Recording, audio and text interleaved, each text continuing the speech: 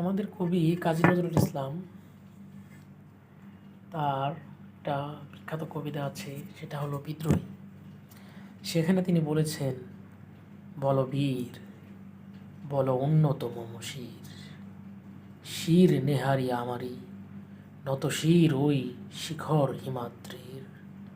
বল বীর, বল মহাবিশ্বের মহাকাশ ফারি, চন্দ্র সূর্য গ্রহ তারা ছাড়ি, ভোলক দোলক গোলক ভেদিয়া, খোদার আমার আরশ ছেদিয়া, উঠিয়াছে চির বিস্ময় আমি বিশ্ব বিধাত্রী। বল বীর, আমি চির উন্নত শির, আমি চির দুদল্য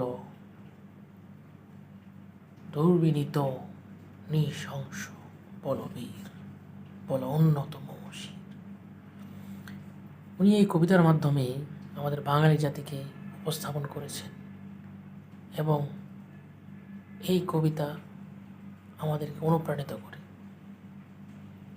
আমরা আসলেই বীরের জাতি, এই বিদ্রোহী কবিতা সেটা উপস্থাপন করেছে।